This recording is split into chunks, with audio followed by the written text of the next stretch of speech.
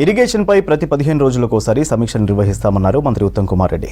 గత సర్కార్ కమిషన్ల కక్కుర్తితోనే కాళేశ్వరం కూలిందని చెప్పారు. కేటీఆర్ వ్యాఖ్యలను ఖండించారు. కాళేశ్వరం కుంగుబాటుకు కుట్ర ఉంటే ఆధారాలు ఘోష్ కమిషన్కు ఇవ్వాలని సూచించారు. రాష్ట్రంలో ప్రాధాన్య క్రమంలో ప్రాజెక్టులు పూర్తి చేస్తామన్నారు ఉత్తమ్.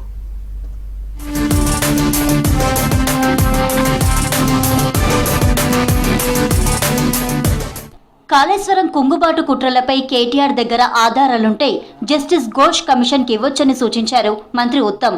కేటీఆర్ జోసెఫ్ గోబెల్ రామారావు అని పేరు పెట్టుకుంటే మంచిదని అన్నారు. ప్రాజెక్టు ప్లాన్, నిర్వహణ, నిర్మాణం లోపభూయిష్టంగా చేపట్టడం వల్లే నష్టం జరిగిందని చెప్పారు. కాళేశ్వరం ప్రాజెక్టుకు సంబంధించిన కీలక విషయాలపై జలసౌధలో అధికారులతో భేటీ అయ్యారు ఉత్తమ్. 100% వాళ్ళ కక్కుర్తి వల్ల, వాళ్ళ అవగాహన లేకపోవడం వల్ల, వాళ్ళ తొందరపాటు వల్ల కాళేశ్వరం ప్రాజెక్ట్ కట్టడం కానీ కూడడం జరిగింది. దాన్ని ఆ బదనాం ఇంకెవరినో మీద మోపే ప్రయత్నం చేస్తుంది. నీకేమైనా ఆధారాలు ఉంటే ఈ మంత్రులు ఎవరో కుట్ర చేసినట్టు కదా, justice Ghosh commission of enquiry దగ్గర పోయి ఇవ్వమని చెప్పి డిమాండ్ చేస్తున్నాం. ఇరిగేషన్ విషయంలో ఒక కొత్త చాప్టర్ ఓపెన్ చేయాలని, మరింత మెరుగ్గా పనిచేయాలి. అమూల్యమైన ప్రజాధనం మనం ఉపయోగిస్తున్నాం. అది రైతులకి, ప్రజలకు మేలు జరిగే విధంగా మన పనితీరు ఉండాలని చెప్పి మేము సమీక్ష చేసుకోవడం జరిగింది. బీఆర్ఎస్ ప్రభుత్వం మేడిగడ్డ సందర్శనకు ఎవరిని అనుమతి ఇవ్వలేదని ఫైర్ అయ్యారు ఉత్తమ్ కుమార్ రెడ్డి. లోకల్ ఎమ్మెల్యే శ్రీధర్ బాబును కూడా ఆనాడు అడ్డుకున్నారని చెప్పారు. తమ ప్రభుత్వం అలా చేయట్లేదని, కాళేశ్వరం సందర్శనకు బీఆర్ఎస్ నేతలతో సహా అందరికీ అనుమతిస్తున్నామన్నారు. నీటిపారుదల రంగాన్ని సర్వనాశనం చేసిన పాపం బీఆర్ఎస్ దేనన్నారు ఉత్తమ్. అతను జనాన్ని కన్ఫ్యూజ్ చేయడమా, లేకపోతే అధికారం కోల్పోయి ఫ్రస్ట్రేషను, కన్ఫ్యూజను, అవగాహన రహితంతో మాట్లాడుతున్నాడా నాకు అర్థం కావడం లేదు. కానీ అసలు మాట్లాడే దాంట్లో అసలు సెన్స్ లేదు. మేడిగడ్డ బ్యారేజు ఒకవేళ ఫుల్ కెపాసిటీ 16 TMCకి నింపితే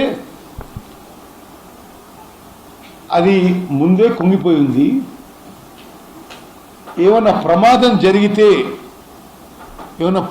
జరిగితే భద్రాచలం టౌను, భద్రాచలం శ్రీరాముడి గుడి, ఏటూరు నాగారము, సమ్మక్క సారక్క బ్యారేజు, సీతమ్మ సాగర్ బ్యారేజు కొంత పనులు జరిగినాయి. అక్కడ దుమ్ముగూడెం ఆనికట్టు, దారి పొడవున 44 లక్షల ఊర్లకి చాలా తీవ్ర ప్రమాదం జరుగుతుంది. సంవత్సరంలో 6 లక్షల ఎకరాల ఆయకట్టుకు నీరు అందించేందుకు ప్రాజెక్టులు చేపట్టామని అన్నారు ఉత్తమ్. 5 ఏళ్లలో 30 లక్షల ఎకరాలకు నీరందించడమే లక్ష్యమన్నారు. ప్రతి 15 రోజులకోసారి నీటిపారుదలపై అధికారులతో సమీక్ష నిర్వహిస్తామన్నారు. గత ప్రభుత్వం లాగా కమిషన్ల కక్కుర్తి కోసం ప్రాజెక్టులు కట్టబోమన్నారు ఉత్తమ్. ఇప్పటి నుంచి 1 year లోపల 6.5 లక్షల ఎకరాల కొత్త ఆయకట్టు, ఇప్పుడు నీరు పారని పొలాలకి నీరందించే ప్రక్రియ ఒక ఎక్సర్సైజ్ మొదలు పెట్టాము. ఇప్పటి నుంచి 1 year లో కొత్తగా 6.5 లక్షల ఎకరాలు ఆయకట్టు ఇవ్వబోతున్నాం. మా ప్రభుత్వం హయాంలో ఇదే విధంగా ప్రతి 15 రోజులకోసారి నేను, సెక్రటరీ గారు, రాష్ట్రంలో ఉన్న ఇరిగేషన్ శాఖ ఇంజనీర్లు అందరితోని ప్రతి పని పురోగతి విషయంలో ఎక్కడ ఏం ప్రాబ్లమ్స్ వస్తున్నాయని, గత ప్రభుత్వంలో లా కాకుండా ఎక్కడ పచ్చి అబద్ధాలు మాట్లాడి ప్రజాధనం దుర్వినియోగం చేసి బాధ్యత ఉన్న ప్రజా జీవితంలో మాట్లాడచ్చు. అట్లా డ్యాములు, బ్యారేజీలు, ఈ ప్రాజెక్టులు 200-300 ఏళ్ల లైఫ్ ఉంటుంది. 2-3 ఏళ్లలో కూలిపోయిందంటే ఎంత సిగ్గుచేటో చెప్పి దేశం మొత్తం నవ్వుకుంటుంది బీఆర్ఎస్ని చూసి. ప్రాధాన్యత ప్రకారం ప్రాజెక్టులు నిర్మిస్తామన్నారు మంత్రి ఉత్తమ్. పనులు ఎక్కడ ఆగాయో అక్కడి నుంచే మొదలు పెట్టాలన్నారు. బడ్జెట్లో ఇరిగేషన్ కు 10,000 కోట్లు కేటాయించామని, నిధుల కొరత లేదు కాబట్టి పనులు వేగంగా పూర్తి చేయాలని ఆదేశించారు మంత్రి. మా హయాంలో ఉన్న విషయంలో మేము పద్ధతిగా ముందుకు పోతాము.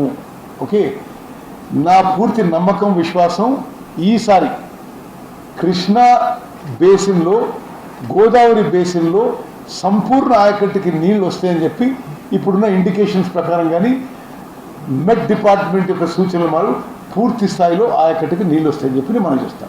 ధర్నాలు కాదు, ప్రాజెక్టుపై కేటీఆర్ అవగాహన చేసుకోవాలన్నారు చెన్నూరు కాంగ్రెస్ ఎమ్మెల్యే వివేక్ వెంకటస్వామి.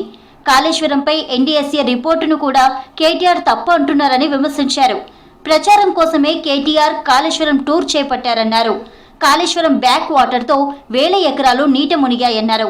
బ్యాక్ వాటర్తో ముంపునకు గురవుతున్న భూముల రైతులకు కేటీఆర్ క్షమాపణ చెప్పాలన్నారు వివేక్. కేటీఆర్ గారికి ఇదే రిక్వెస్ట్ చేస్తున్నాము. అరే కొద్దిగా కూర్చో, ఈ సబ్జెక్ట్ ఏందో అర్థం చేసుకో, అర్థం చేసుకున్న తర్వాత నువ్వు విజిట్ చేస్తే బాగుంటుంది.